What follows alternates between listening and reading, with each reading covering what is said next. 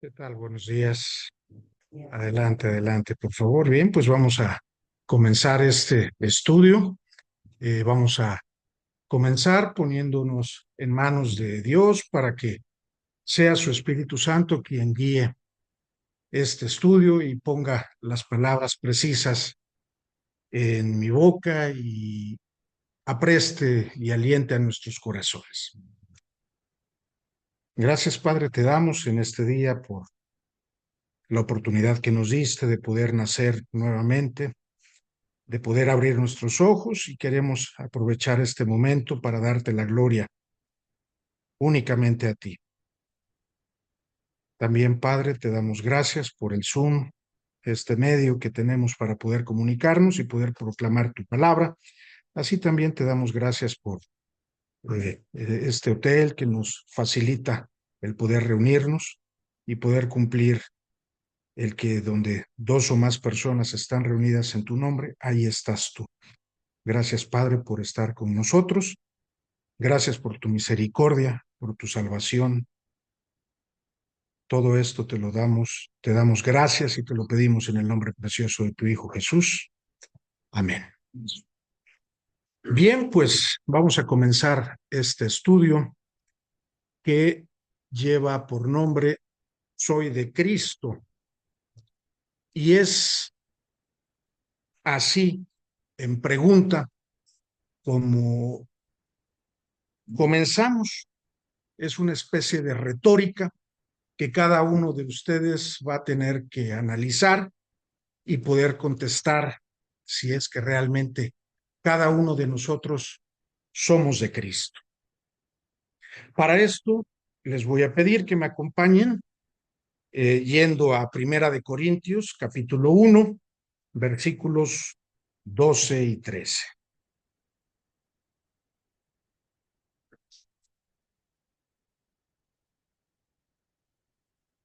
Si me indican cuando ya la tengan, por favor. Adelante, por favor, Lupita. Quiero decir que cada uno de vosotros dice, yo soy de Pablo, yo soy de Apolos, y yo soy de Cefas, y yo soy de Cristo, y yo de Cristo. Nada más dos. Crece también, por favor. ¿Acaso está dividido Cristo? ¿Fue crucificado Pablo por nosotros? ¿O fuisteis bautizados en el nombre de Pablo? Gracias. Bien, aquí estamos viendo lo que el apóstol Pablo escribió a los Corintios en su primera carta, en donde está recalcando que él se enteró que los corintios estaban diciendo que unos son de Pablo, otros que son de Apolos, otros de Cefas, otros de Cristo, ¿sí? Y pregunta, ¿acaso está dividido Cristo? ¿Sí? Si tú eres de Pablo, si tú eres de Apolos, si tú eres de Pedro, ¿qué está pasando? ¿Acaso Dios está dividido? ¿Fue crucificado Pablo por ustedes o cuando ustedes fueron bautizados en el nombre de Pablo? Pues la respuesta es no. Ni Cristo está dividido, ni Pablo fue crucificado por nosotros, ni ninguno de nosotros fuimos bautizados en el nombre de Pablo. Todo es en nombre de Cristo. ¿Qué está haciendo aquí el apóstol Pablo? Pues señalando una situación anómala, una situación equivocada, la cual es presente, vigente todavía en estos días. ¿Qué sucede? Existimos los que decimos, yo soy pentecostal, yo soy católico, ¿sí? Yo soy presbiteriano, yo soy adventista, y pónganle lo que quieran, ¿sí? Y Pablo está señalando que esto está mal, porque definitivamente ni los adventistas, ni los pentecostales, ni los bautistas, ni los luteranos fueron crucificados por nosotros, ni somos bautizados en el nombre de los bautistas, ni en el nombre de los pentecostales. Es una situación que estaba presente cuando Pablo y que está vigente en este momento, ¿sí? En donde nosotros, tristemente, pues, estamos errando, dándole gloria a alguien que no es Dios, a alguien que no es Cristo. lo cual es definitivamente equivocado. Para esto, bueno, también me permito presentarles aquí un pequeño mapa para que podamos ubicar geográficamente dónde estaba Corintio, ¿sí? En este mapa se nos muestra, pues, dónde está ubicado Jerusalén, ¿sí? Aquí lo podemos ver, Jerusalén está en esta parte, ¿sí? En esta parte está lo que son las 7 iglesias de el Apocalipsis, ¿no? Está Éfeso, Esmirna, la Odisea, ¿sí? Está Pérgamo, no se muestra Filadelfia, ni Sardis, ni Tiátira, pero está precisamente en esta zona, ¿no? En esta zona que corresponde a lo que es hoy Turquía. Aparece también por allí Filipos, aparece Tesalónica, que fueron cartas, envió cartas el apóstol Pablo, pero bueno, quiero referirme en específico a Corinto, porque bueno, vimos que esto está sucediendo en Corinto, entonces vamos a ubicarlo geográficamente y bueno, también quiero resaltar dónde estaba Roma, ¿no? ¿Dónde está Roma? Hasta acá. Entonces, de Jerusalén hasta Roma, pues sí hay mucha distancia. Y bueno, este mapa también nos muestra en las líneas lo que fueron los viajes del apóstol Pablo. Pero bueno, estamos hablando de Corintio. ¿Qué tiene que ver Corintio? Bueno, Corintio fue una iglesia primitiva, ¿sí? Esta iglesia primitiva tenía unas características, ¿sí? Que vamos a resaltarlas, que eran precisamente lo que permitían este tipo o favorecían este tipo de situaciones que están equivocadas, ¿no? En donde decían yo soy de Pablo, yo soy de Apolos, etcétera, ¿no? Esta comunidad cristiana estaba formada en una de las ciudades más grandes, más cosmopolitas del Imperio Romano, o sea, en aquel entonces, sí, y debido a eso, a que era una ciudad muy grande, muy cosmopolita, con influencia de muchas culturas, permitía que hubiera diversidad cultural y social, ¿sí? ¿Qué pasó? Había un gran intercambio. Corinto estaba ubicado en un puerto al sur de Grecia.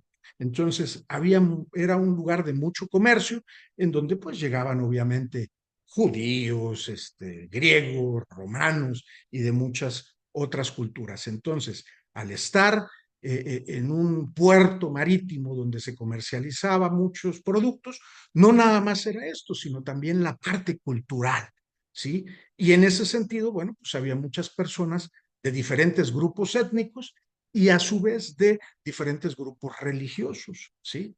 En su mayoría paganos. Y bueno, también llegó el cristianismo. ¿Y qué hubo allí? Un sincretismo, una mezcolanza de todas estas situaciones culturales. En ese sentido, pues también los que se convirtieron en Corintio eran de diferentes orígenes, ¿no? Judíos, griegos, pues romanos mismos, ¿sí? Y por lo tanto hubo un sincretismo, una mezcla en cuanto a sus tradiciones y en cuanto a la práctica de la fe, ¿sí? Además, también vimos o lo que se presentó en Corintio es de que había tendencia a las divisiones y partidismos. ¿Qué sucedió? Pues lo leímos. Había preferencia por líderes. Unos se decían de Pedro, otros de Pablo, otros de Apolos, ¿sí? Algo muy humano, pero no porque sea humano significa que sea correcto, ¿sale? Había problemas morales y de conducta, ¿sí? Había mucha inmoralidad sexual. Esto era muy famoso porque, bueno, al ser un lugar cosmopolita, muy cultural, ¿sí? Había prácticas sexuales que se permitían, ¿sí? Y que Pablo obviamente las señaló y que incluso se daban dentro de la iglesia en Corintio. Vamos un poquito más a la derecha, ahí mismo en Corintios, primera carta a los Corintios, en el capítulo 5, en el versículo 1. Si me ayudan, por favor. Adelante, por favor. y tal fornicación, cuando aún en nombre de los gentiles, cuando ni aún se nombra entre los gentiles, tanto que alguno tiene la mujer de su padre. Imagínense, dentro de la iglesia había un joven que pues convivía con la esposa de su padre. Quiero pensar que era pues, su segunda esposa o qué sé yo, porque bueno, podría ser también su madre. Aquí no lo especifica, pero bueno, sea una o sea la otra, pues está mal, ¿no? Oye, y eso se estaba presentando en la iglesia de Corinto, sí, claramente ahí está explicado, ¿sí? Nos lo comparte el apóstol Pablo. Oye, pero es la iglesia de Cristo, sí. Oye, ¿quién fundó esa iglesia? Alguno de los apóstoles, sí. ¿Y se estaba presentando eso? Sí, ¿sale? Además de problemas sexuales, había también problemas legales, había conflictos legales, ¿sí? Se enfrentaban entre ellos mismos y bueno, vamos a Primera de Corintios 6, vamos a leer del versículo 1 al 8. Si me ayudan, por favor. Adelante, please, por favor. Vosotros, cuando viene contra otro, ir a juicio delante de los injustos y no delante de los santos. ¿O no sabéis que los santos han de juzgar al mundo? Y si el mundo ha de ser juzgado por vosotros, ¿sois indignos de juzgar cosas muy pequeñas? ¿O no sabéis que hemos de juzgar a los ángeles? Cuanto más las cosas de esta vida. Sí, pues tenéis juicios sobre cosas de esta vida. ¿Ponéis para juzgar a los que son de menor estima en la iglesia? Para avergonzaros lo digo. Pues que no hay entre vosotros sabios ni aun uno que pueda juzgar entre sus hermanos, sino que el hermano con el hermano pleitea en juicio, y esto ante los incrédulos. Así que, por cierto, es ya una falta en vosotros que tengáis pleitos entre vosotros mismos. ¿Por qué no sufrís más bien el agravio? ¿Por qué no sufrís más bien el ser defraudados? Pero vosotros cometéis el agravio y defraudáis, y esto a los hermanos. Gracias. Aquí vemos, ¿no? Que Pablo está señalando que pues hay conflictos legales que incluso trascendían a la iglesia. Obviamente, la manera en que debería de ser resueltos estos conflictos, pues es motivo de otros estudios, ¿no? Porque obviamente aquí está señalando que, bueno, oye, nosotros como santos de Dios vamos a juzgar a los ángeles, ¿no? Bueno, ya eso es motivo de otros estudios, pero bueno, a final de cuentas, está señalando que había conflictos y que los estaban resolviendo de manera equivocada, no conforme a la palabra de Dios. Entonces, bueno, es otra situación que está mal en la iglesia de Corinto. ¿Sale? Obviamente estamos viendo que la iglesia de Corinto fue una comunidad que reflejaba que había muchas tensiones, muchos conflictos, que había situaciones sociales diversas y que obviamente al haber tantas maneras y formas de ver la vida, muchas concepciones del mundo mismo, pues era muy complejo, ¿sí? Obviamente Pablo, como líder de esta iglesia, pues obviamente actúa como mentor espiritual y trata de guiarlos en una vida coherente. ¿Cómo lo hizo? Escribiéndole las dos cartas a los corintios, ¿no? De una manera coherente y señalando lo que el Evangelio dice y corrigiendo todo aquello que no está conforme al Evangelio, sea en cuanto a actitudes y prácticas, que obviamente las actitudes y prácticas, si están fuera del Evangelio, contradicen el mensaje de Cristo. ¿Sale? Bien, vamos a Mateo 25, versículos 31 al 33. Mateo 25, versículos 31 al 33.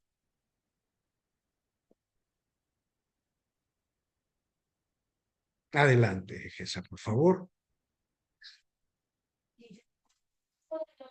Venga en su gloria, todos los santos ángeles con él, Entonces se sentará en su trono de gloria y serán reunidas delante de él todas las naciones y apartará los unos de los otros, como aparta el pastor las ovejas de los cabritos, y pondrá las ovejas a su derecha y los cabritos a su izquierda. Gracias. Aquí estamos leyendo palabras directas de Jesús, que les dice a sus apóstoles, cuando el Hijo del Hombre venga en su gloria y todos los santos ángeles con él, se va a sentar en su trono de gloria y reunidas todas las naciones, obviamente dentro de todas las naciones están la iglesia misma de Cristo, ¿sale? Y a partir de allí, él va a apartar a los unos de los otros, ¿sí? Como el pastor aparta las ovejas de los cabritos. ¿Qué va a suceder? Que bueno, obviamente Dios va a separar a los salvos de los no salvos. Oye, pero estamos en la iglesia de Dios. Sí, pero también dentro de la iglesia de Dios ya vimos que hay situaciones anómalas, situaciones equivocadas. Oye, pero yo estoy yendo a la iglesia de Dios. Sí, pero la iglesia no salva. Quien salva es Cristo Jesús. ¿Sí? Para esto, bueno, vamos a tratar de entender qué significa la palabra iglesia, porque la palabra iglesia tiene varias acepciones, ¿sí? Para esto, bueno, la palabra iglesia etimológicamente viene de la voz griega eclesia, ¿sí? Que tiene su transliteración al latín eclesia, y a final de cuentas, iglesia significa asamblea o congregación. Entonces, cuando decimos voy a la iglesia y me refiero al templo, estamos haciendo una mala connotación, una mala acepción a la palabra iglesia, porque la palabra iglesia como tal es congregación, asamblea, unión, ¿sí? Bien. Pero también en la Biblia se manejan, yo les voy a compartir por lo menos 4 acepciones. La primera es la iglesia como asamblea de creyentes, ¿sí? En el Nuevo Testamento, obviamente, iglesia lo vamos a encontrar referido como comunidad de seguidores de Cristo, ¿sí? Que están llamados a estar unidos en la fe y a participar en la misión de Dios, ¿sí? Entonces, cuando encontremos en la Biblia la palabra iglesia, podemos utilizar esta acepción: asamblea de creyentes, congregación, unión, ¿sale? Esto lo vemos en Hechos 11:26. Vamos rápidamente, por favor, a Hechos 11:26, en donde se nos comparte la acepción de asamblea. Adelante, por favor. Y enseñaron a mucha gente, y a los discípulos se les llamó cristianos por primera vez en la Biblia. Ok, gracias. Aquí vemos, ¿no? Que obviamente donde están congregados la gente que estudia a Cristo, la gente que tiene fe en Cristo, se les llama iglesia, ¿sí? Y bueno, aquí se nos comparte que por primera ocasión se les llamó cristianos en Antioquía. Curiosamente, no se les llamó católicos, no se les llamó pentecostales, no se les llamó adventistas, no se les llamó de ninguna otra forma más que cristianos. ¿Por qué? Porque seguían las enseñanzas de Cristo. Así como los marxistas siguen la enseñanza de Marx, y así sucesivamente cualquier otra filosofía, bueno, aquí a los seguidores de Cristo se les llama cristianos. Por lo tanto, la iglesia es cristiana. ¿Qué? Porque sigue las enseñanzas de Cristo. Vamos a regresarnos un poquito a Mateo 18:20, en donde nuevamente vemos otra cita bíblica en donde se nos comparte que iglesia es la unión, la congregación de los creyentes. Mateo 18:20. Adelante, por favor, Gesa. Sí, sí, sí. Porque 2 o 3 congregados en mi nombre, allí estoy yo en medio de ellos. Donde están dos reunidos en su nombre, ahí está Dios y ahí está la iglesia. ¿Sale? Bien. Otra acepción de iglesia es entenderlo como el cuerpo de Cristo. ¿Sí? La iglesia es descrita como el cuerpo de Cristo, donde todos los creyentes somos el cuerpo, ¿sí? Y la cabeza es Cristo. ¿Sí? Vamos a Primera de Corintios 12:27. Primera de Corintios 12:27. Adelante. Vosotros, pues, sois el cuerpo de Cristo y miembros cada uno en particular. Así es, nosotros somos el cuerpo de Cristo, ¿sí? Otra acepción de iglesia, ¿por qué? Porque estamos congregados, ¿sí? Y en Efesios 1:22-23 hay otra acepción donde vemos a la iglesia como cuerpo de Cristo. Efesios 1:22-23. Adelante, si lo tienes, por favor. Por favor, Gesa. Dio todas las cosas bajo sus pies y lo dio por cabeza sobre todas las cosas a la iglesia, la cual es su cuerpo, la plenitud de aquel que lo llena todo en todos. Amén. Aquí nuevamente se nos comparte que la iglesia es el cuerpo de Cristo, la cabeza es Cristo y en él tenemos toda la plenitud. Bien. También hay otra acepción que es la iglesia como la esposa de Cristo, ¿sí? Y aquí se nos hace un comparativo de la relación que tiene Cristo con su iglesia, en donde dice que la ama, ¿sí? Hay un vínculo matrimonial. Recordemos que en Génesis se dice, y dejará el hombre a su padre y a su madre, y se unirá y serán una sola carne. Así también hace un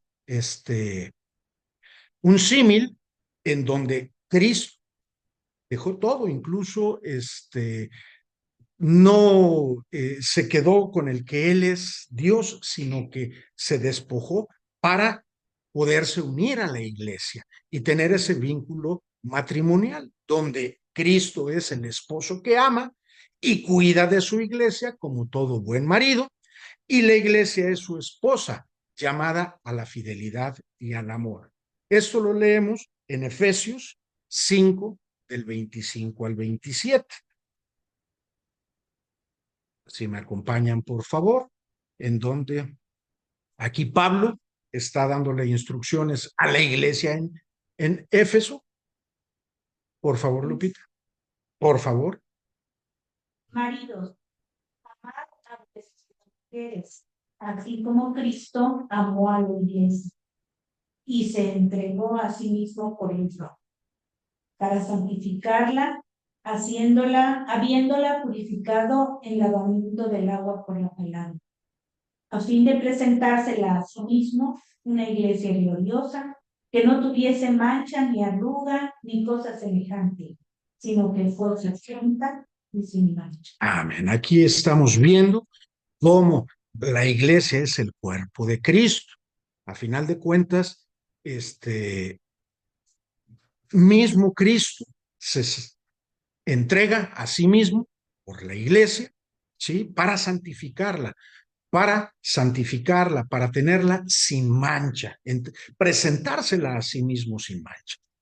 También tenemos en la Biblia, se nos comparte que la iglesia es la casa de Dios, que es columna y baluarte.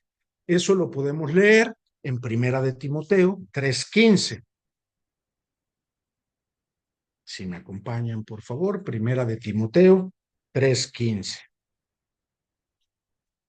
Para que citar, sepas cómo debes conducirte en la casa de Dios, que es la iglesia del Dios viviente, columna y baluarte de la verdad. Gracias. Aquí nos comparte Pablo en su carta a su discípulo Timoteo, en donde le dice que la iglesia es la casa del Dios viviente, columna y baluarte de la verdad. ¿Por qué columna y baluarte de la verdad? Porque en la iglesia sirve de soporte, ¿sí? de la verdad. ¿Quién es la verdad? Juan 14:6, Cristo mismo. ¿Sí? Así dijo Jesús. Yo soy el camino, la verdad y la vida. Entonces, en la iglesia se soporta la verdad. ¿Sí? Bien. Aquí esto me lleva a que, bueno, si nosotros estamos siendo parte de una iglesia, ¿sí? Se supone que Cristo vino a formar una iglesia. La pregunta puede ser contestada como sí o como no. Si es sí, es darle importancia a la iglesia o darle presencia a la iglesia en la economía de la salvación. ¿La iglesia salva? No. La iglesia no salva. Quien salva es Cristo, ¿sí?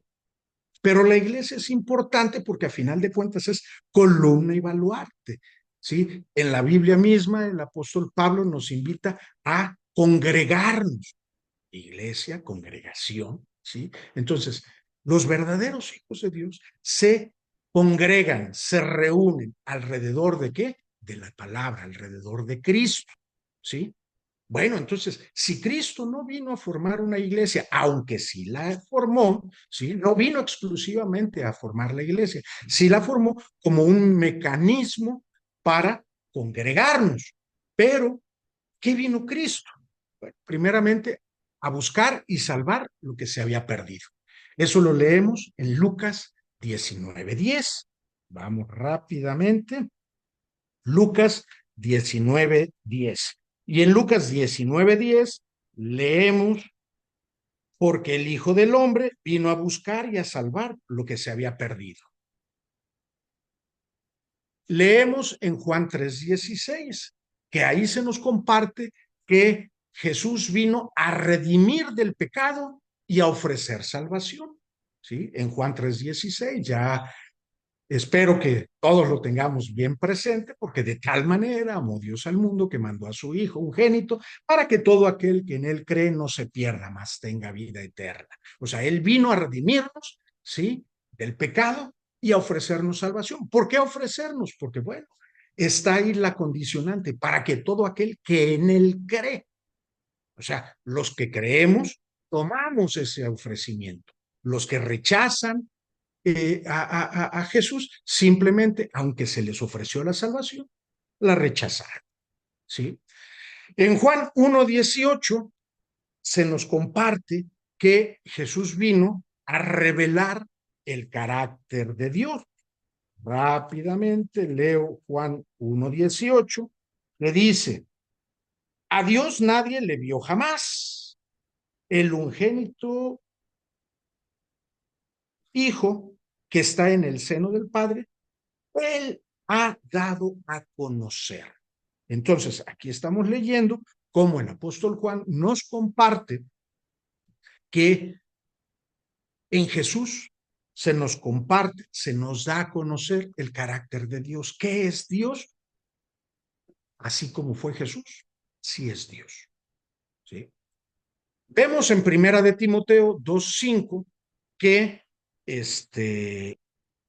Jesús es el único mediador entre Dios y los hombres. Cualquier cosa que diga lo contrario es erróneo. Primera de Timoteo 2:5 dice, porque hay un solo Dios y un solo mediador entre Dios y los hombres, Jesucristo hombre. ¿Sale? También, ¿para qué vino Cristo? Bueno, para derrotar el mal y el poder de la muerte, para deshacer las obras del diablo. Esto está en Primera de Juan 3:8. Rápidamente lo leo. Dice, el que practica el pecado es del diablo, porque el diablo peca desde el principio. Para esto apareció el Hijo de Dios, para deshacer las obras del diablo. También se nos comparte en Filipenses 2:5 y 8, ¿sí?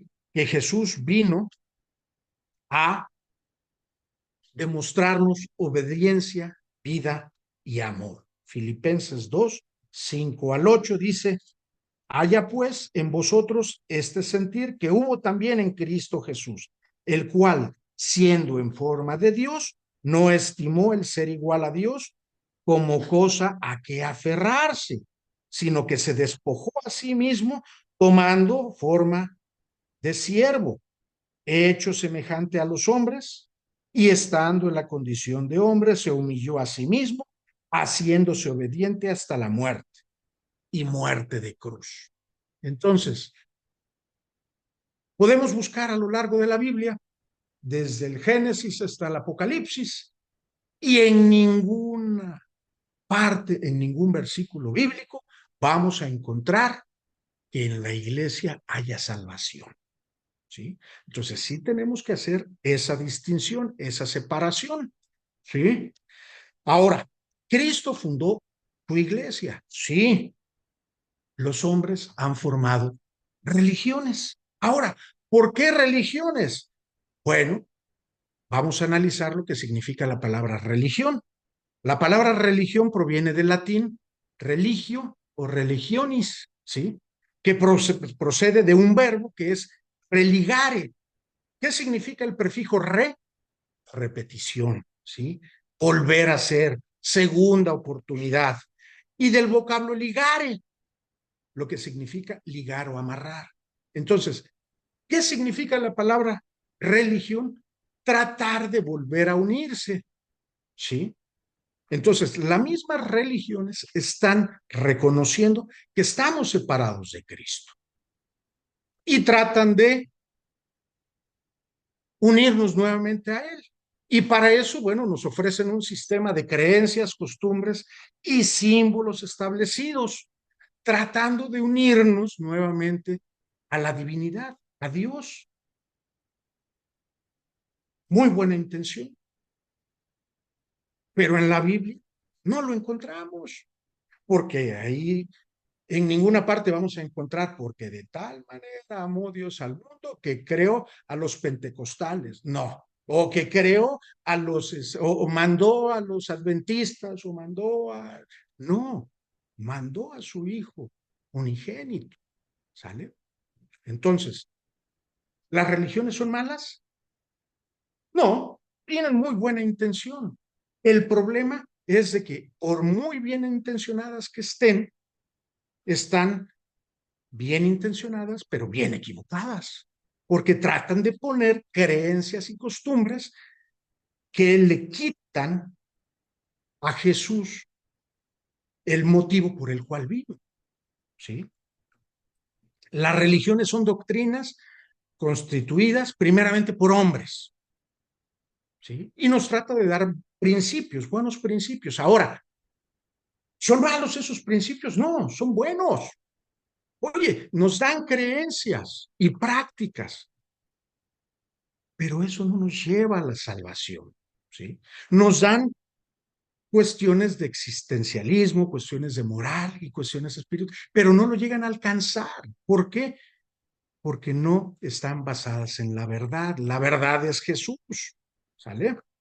Para esto, podemos clasificar el cristianismo en tres grandes áreas, en tres grandes clasificaciones, ¿sí? Tenemos la Iglesia Católica Apostólica Romana, tenemos la Iglesia Católica Ortodoxa de Oriente y la Iglesia Protestante Evangélica. ¿Cuál de las tres es la salvación? Ninguna, ninguna.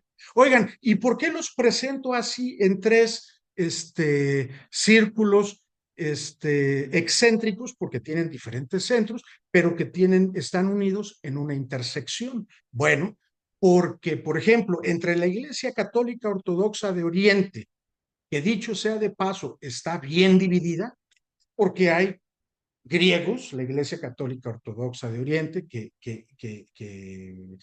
tienen un rito griego, hay rusos, hay armenios, hay etíopes. Oye, pero la Iglesia Católica dicen que es una. Sí, pero dentro de la Iglesia Católica también hay subdivisiones. Están los lefebristas, están los jesuitas, hay marianos, sí, hay sedevacantistas, Hay los carismáticos. Dentro de la misma Iglesia Católica está bien dividida, así como la Iglesia Ortodoxa, así como el protestantismo también, pues hay luteranos, hay se me fue ahorita, bueno, luteranos, hay pentecostales, hay un sinfín. Ahora, ¿qué es lo que debemos nosotros de buscar? Pues precisamente donde todos están intersectados, lo que compartimos. Ayer nos hizo favor Arturo de compartir en el grupo de WhatsApp algo, un mensaje que decía que es preferible estar divididos en la verdad que unidos en la mentira. Pues bueno, todo lo que es estar fuera de esta intersección, ¿sí? Pues es mentira. Oye, pero entre el cristianismo y los ortodoxos, ¿tienen cuestiones que comparten? Sí, tanto el católico ortodoxo como el católico romano, adoran imágenes. Eso no lo comparten con el protestantismo. Oye, y entre los ortodoxos y los protestantes, ¿tienen cuestiones que comparten? Sí, tanto los ortodoxos como los protestantes no reconocen el Papa como autoridad máxima.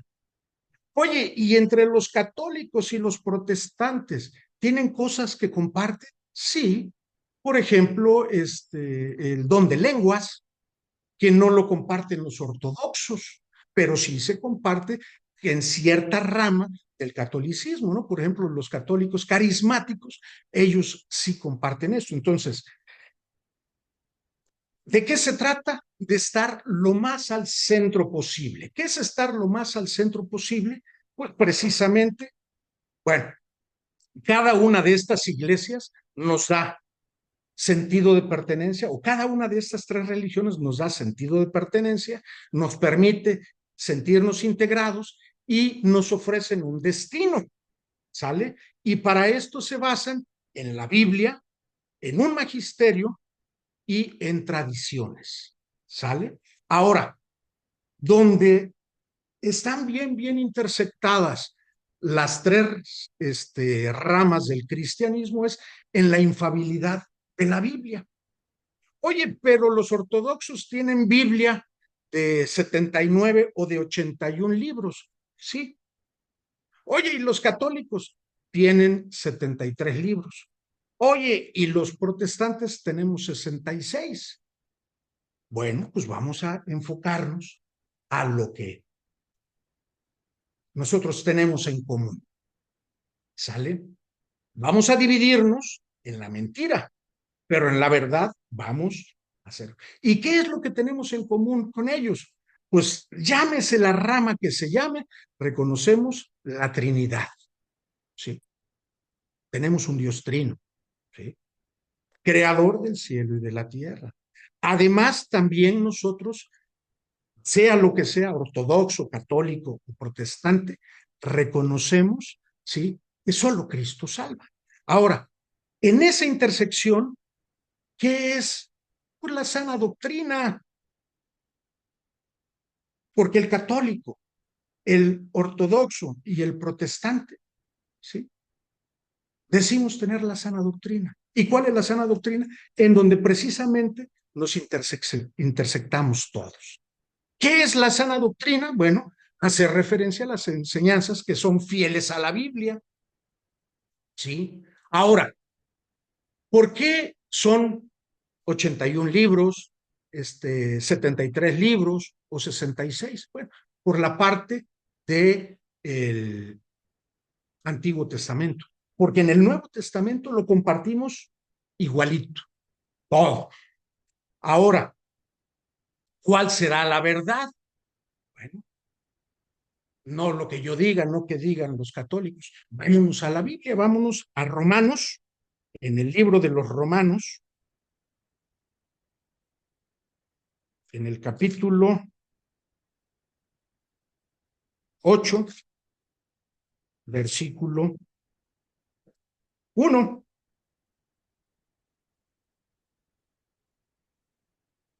No, 3:1. 3:1, perdón. Sí, Romanos 3:1, por favor. ¿Qué leemos en versículo 3:1 y 2? Romanos 3:1 y 2. ¿O de qué aprovecha la circuncisión? Mucho, en todas maneras. Primero, ciertamente, les ha sido contada la palabra y confiada la palabra de Dios. Ok, gracias. Ahí está.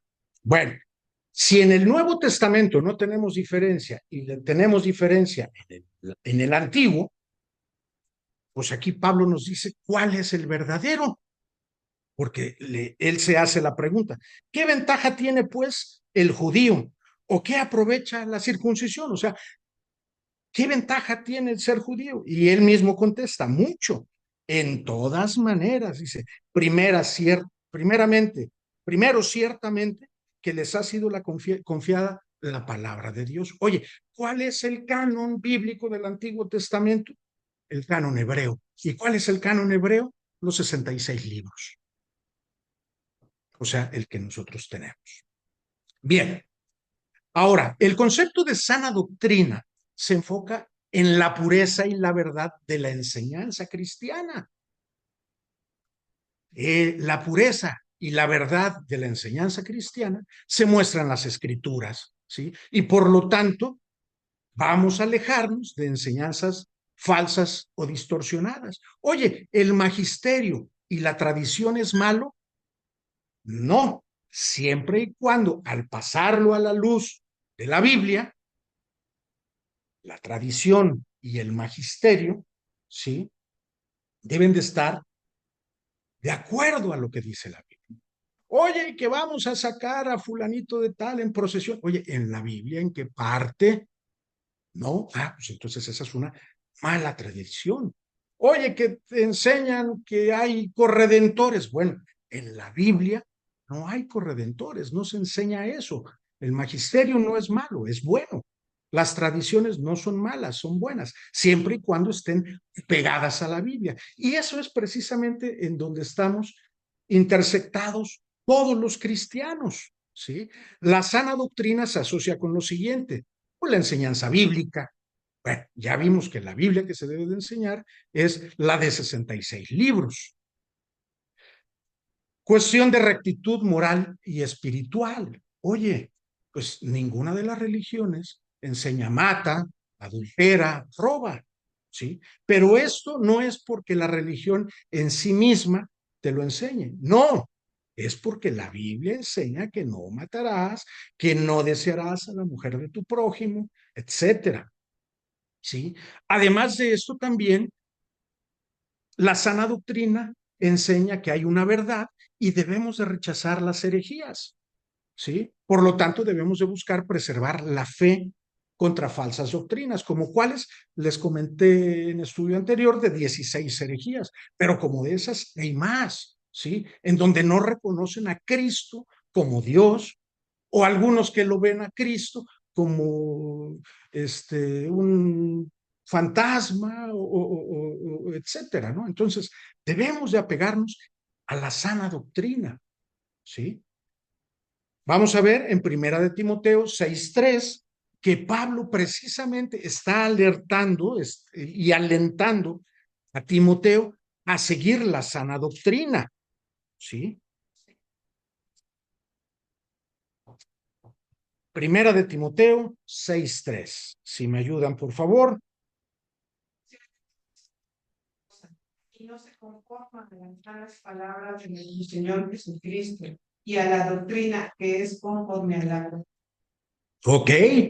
O sea, a final de cuentas, no vamos a aceptar otras cosas que no sean conforme a las sanas palabras del Señor Jesucristo y a la sana doctrina. ¿Y eso dónde está? En la Biblia. Aquí se está dando la autoridad máxima a la Biblia, ¿sí? Vámonos al libro de Segunda de Timoteo, a la segunda carta escrita por Pablo a Timoteo, en el capítulo 4, versículo 3. Adelante. Porque vendrá. Sí. Cuando no estudian la sana doctrina, sino que vendrán teniendo condición de oír, se amontonarán maestros conforme sus propias concupiscencias. Aquí es lo que está pasando, ¿no? Debemos de ir a la sana doctrina. ¿Por qué? Porque hay muchos que van a estar alejados de qué, de lo que la Biblia enseña. Entonces, ¿qué es lo que están enseñando ellos? Pues sus propias concupiscencias, sus propios errores, ¿sí? Bien. Ahora, la sana doctrina va muy amarrada con lo que se denominan las 5 solas. ¿Cuál es la primer sola? Sola escritura. ¿Qué debemos entender por sola escritura? Que la Biblia es la última autoridad. Todo lo que contradiga a la Biblia es equivocado. Oye, ¿nada más debo de leer la Biblia? No, podemos leer mucho, ¿sí? Pero todo debemos de pasarlo al filtro de la Biblia, solo a la escritura. Solo fe. ¿Qué significa solo fe?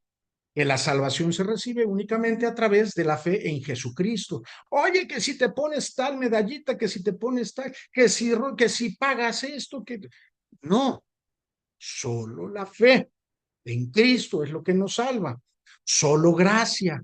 Oye, es que yo debo de ganarme mi salvación. Y esto es muy humano. ¿Por qué? Porque nosotros queremos tener control sobre nuestros hechos, sobre nuestras acciones. Pero la Biblia dice que no, que la salvación es solo por gracia. ¿Qué significa solo gracia? Que es un don, es un regalo de Dios. ¿Sale?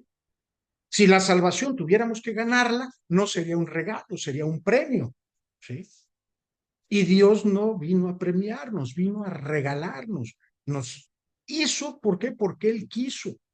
¿Sí? No nos está dando ningún premio.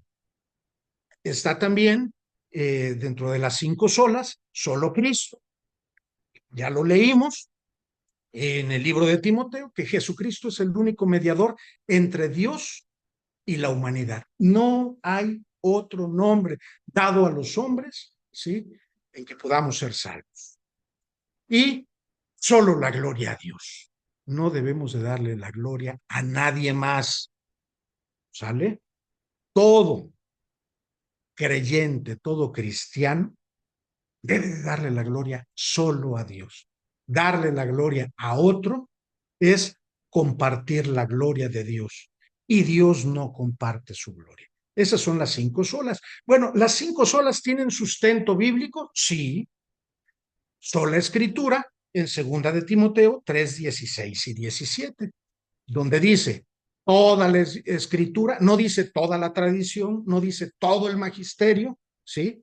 Es inspirada por Dios y útil para enseñar, para redarguir, para corregir, para instruir en justicia, a fin de que el hombre de Dios sea perfecto. Obviamente que tiene que ser el hombre de Dios, porque si no es de Dios, ni siquiera se va a acercar a la Biblia, ¿sí? Enteramente preparado para toda buena obra.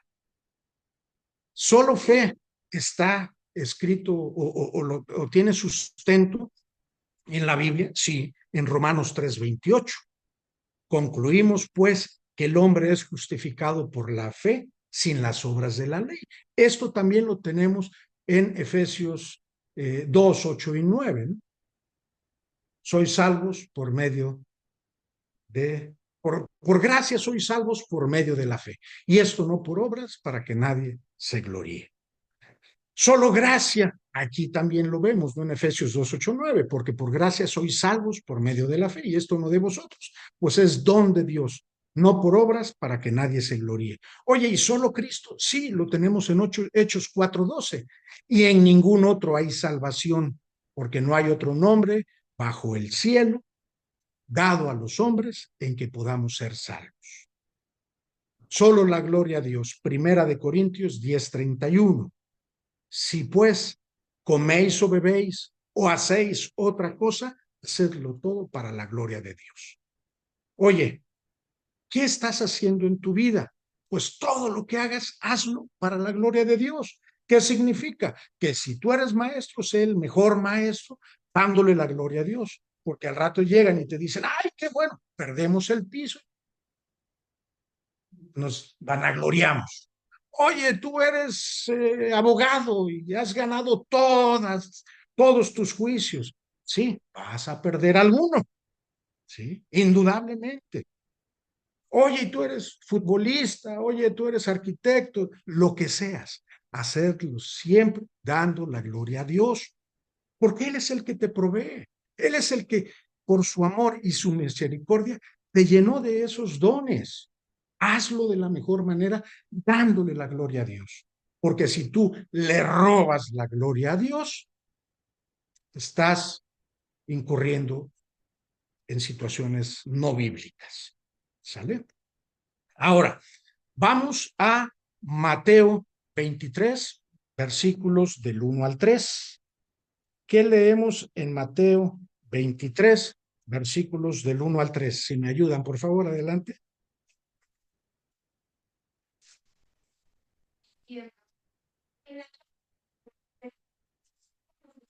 Y los fariseos. Así que todo lo que os digan que guardéis, guardadlo y hacedlo, mas no hagáis conforme a sus obras, porque dicen y no hacen. Gracias. Aquí nos está compartiendo el Señor Jesús que dice en la cátedra de Moisés, son los religiosos, se sientan los escribas y fariseos. ¿Cuáles? Los religiosos de aquel tiempo. ¿Quiénes eran los religiosos de aquel tiempo? Los escribas y fariseos. Vamos a trasladarlo a nuestro tiempo. Los religiosos de este tiempo. ¿Quiénes son? Los católicos, los ortodoxos, los evangelistas, los adventistas, todos, ¿sí? Y fíjense lo que yo les decía, lo que ellos nos enseñan, ¿está mal? No. Hagan todo lo que ellos dicen que hagan. Vamos a hacerlo, ¿sí? No como ellos, que dicen una cosa y hacen otra. Entonces, fíjense cómo aquí el Señor Jesús claramente nos está señalando que los religiosos están equivocados porque dicen una cosa y hacen otra cosa. Entonces, ¿qué es lo que nos enseña? Hagan lo que ellos dicen, pero no hagan lo que ellos hacen. ¿De quiénes? De los religiosos. Esto también lo vemos en Mateo un poquito más adelante, 27 al 30, capítulo 23, versículos del 27 al 32. ¿Qué dice? Adelante, adelante, adelante. Eso. Ahora pues. Vosotros, escribas y fariseos hipócritas, porque sois semejantes a sepulcros blanqueados, que por fuera, ¿verdad?, te muestran hermosos, mas por dentro están llenos de huesos de muertos y de toda inmundicia. Así también vosotros por fuera, a la verdad, os mostráis justos a los hombres, pero por dentro estáis llenos de hipocresía e iniquidad. Ay de vosotros, escribas fariseos hipócritas, porque edificáis los sepulcros de los profetas y adornáis los monumentos de los justos, y decís, si hubiésemos vivido en los días de nuestros padres, no hubiéramos sido sus cómplices en la sangre de los profetas. Así que dais testimonio contra vosotros mismos, de que sois hijos de aquellos que mataron a los profetas. Vosotros también llenad la medida de vuestros padres. Ok, gracias. Aquí nuevamente Jesús refiriéndose a quién, a los maestros de la ley, a los religiosos, a quién, a los fariseos. ¿Y cómo les dice? Hipócritas. Hipócritas. ¿Cuán duro? ¿Cuán duro? Y les señala, ¿no? Porque sí están muy hermosos, vestidos, ropas blancas, ¿sí? Y se atavian con tantas cosas, ¿no? Pero por dentro son como sepulcros. Por fuera bien bonitos, pero por dentro traen muerte. ¿Sale? Mateo 7 del 21 al 23. Vamos a regresarnos un poquito ahí mismo en el Evangelio de Mateo, del 21 al 23.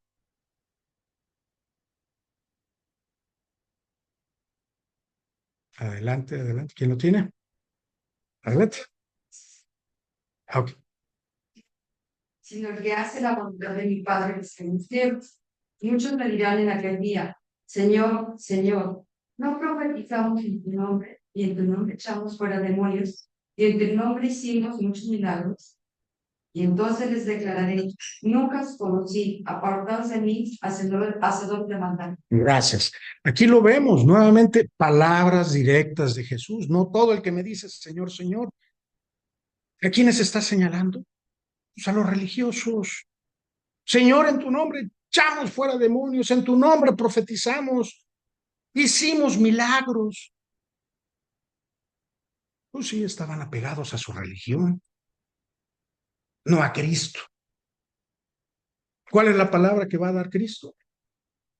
Háganse a un lado, apártense de mí, hacedores de maldad. ¿Sí? Juan 14:6, es aquí donde nosotros vemos, ¿sí? Realmente a qué debemos de aferrarnos, ¿sí? No a la religión. Palabras directas de Jesús que dijo, yo soy el camino, la verdad y la vida. Nadie viene al Padre sino por mí. Por lo tanto, ¿a quién tenemos que aferrarnos? A Jesús. Juan, capítulo 1, versículo 12. Mas a todos los que le recibieron, a los que creen en su nombre, les dio potestad de ser hechos hijos de Dios.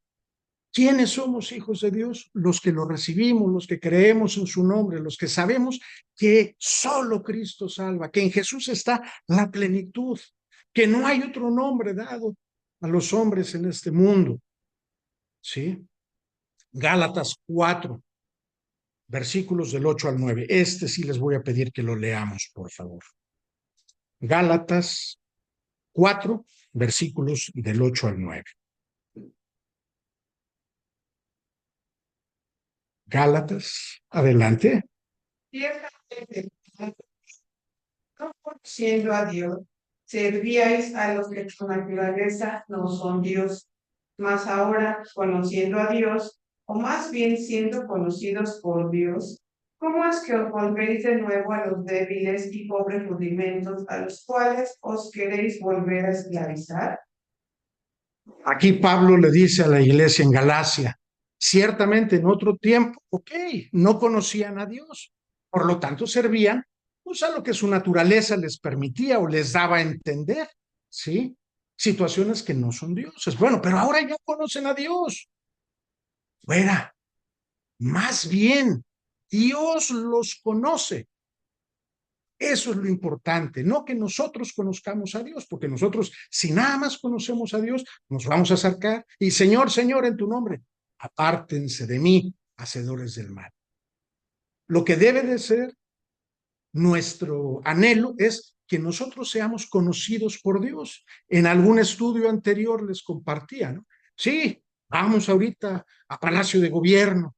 Yo conozco al gobernador. Tocamos, a ver si nos dejan pasar. No, lo importante es que el gobernador nos conozca. Entonces, sí, llegamos, tocamos. Oiga, yo conozco al gobernador. El gobernador, sí, sí, lo conozco, déjenlo pasar. Lo mismo pasa aquí. No es que nosotros lo conozcamos, sino que Dios nos conozca. ¿Y a quiénes conoce? A sus hijos.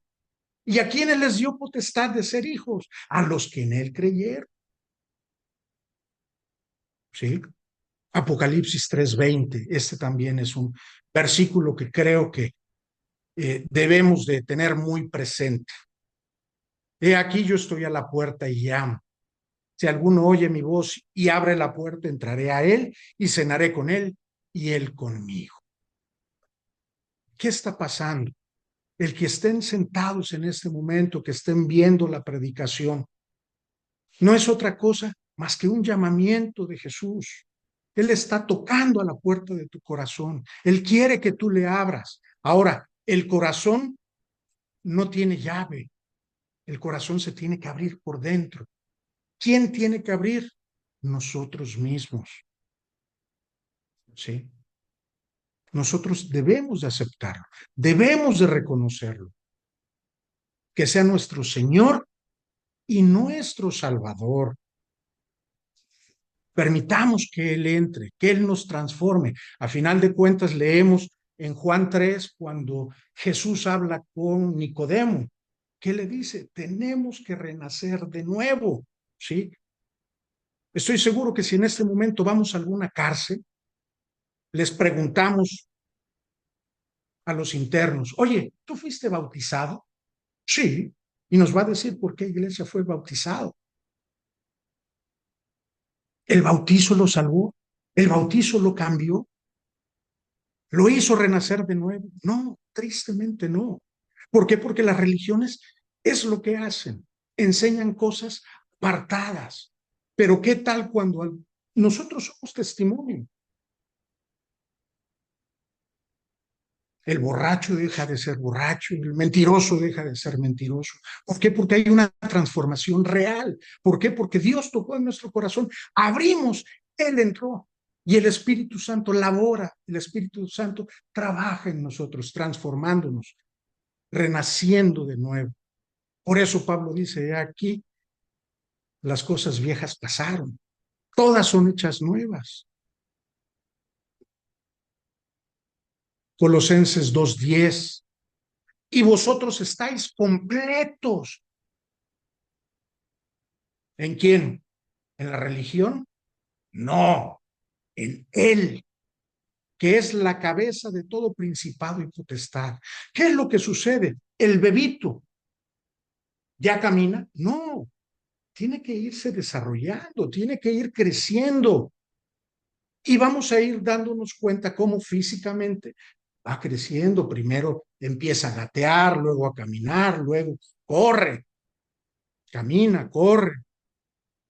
Así también nosotros, en el momento que aceptamos a Cristo, que realmente le abrimos nuestro corazón y lo aceptamos como tal, indudablemente somos salvos, pero necesitamos irnos desarrollando, irnos santificando. Hay algunos que se desarrollan más rápido que otros. Ese es el trabajo del Espíritu Santo. Pero tenemos que dejarlo que Él entre. Y a final de cuentas, ¿a qué vamos a llegar? Pues al inicio de quién somos.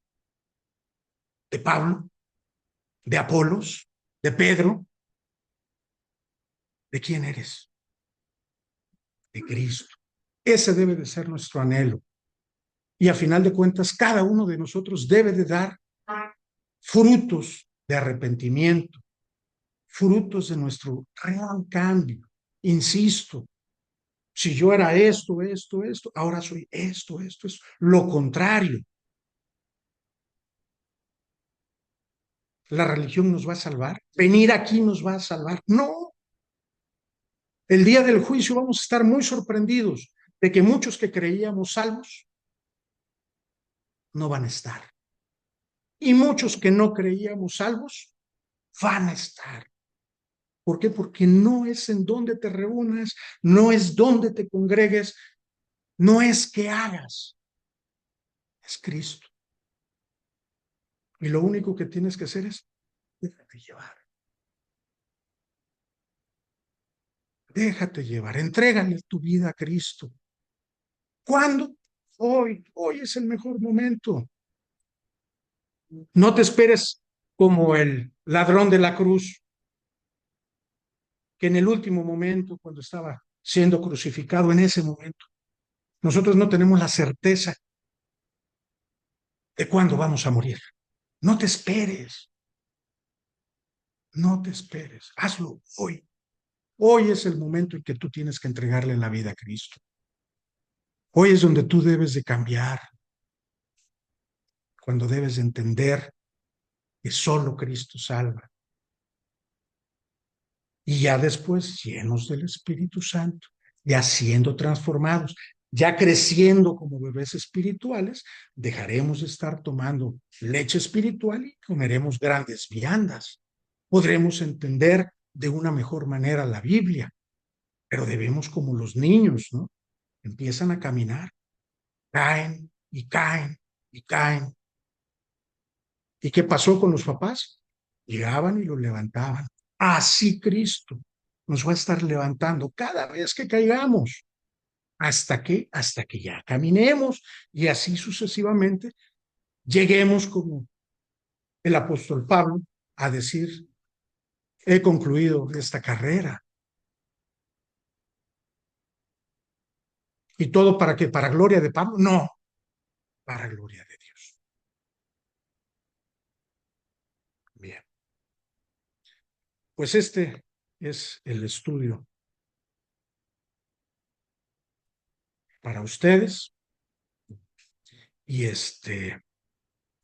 Dios habló a su corazón, la respuesta tiene que ser de ustedes. No es de la iglesia, no es de nuestros padres, no es de nuestros hermanos, no es más que de nosotros. Contesta la pregunta, ¿eres de Cristo? ¿Soy de Cristo? Si tu respuesta es sí, bienvenido, bienvenida a la Iglesia de los Santos. Si tu respuesta es no, ¿qué esperas? No dejes que pase más tiempo. No pongas en riesgo tu salvación. ¿A quién debemos de obedecer? ¿A quién debemos de satisfacer? ¿A los hombres o a Cristo? ¿Quién murió por nosotros? ¿Los hombres o Cristo? Bien, vamos a terminar con una oración. Gracias, Padre, te damos por tu amor, tu misericordia y por tu perdón. Te pedimos, Señor, que nos hagas entender lo que tenemos que ver para quitar el pecado de nuestras vidas. Que nos permitas entender que en ti estamos completos y que en ti está la salvación. Para poder abrir nuestro corazón, recibir a tu Espíritu Santo y ser llenos de ti, Padre. Para, final de cuentas, darte toda la gloria en todo momento y en todo lugar. Todo esto, Padre, te lo pedimos dándote gracias en el nombre precioso de tu Hijo Jesús. A ti sea la gloria. Amén.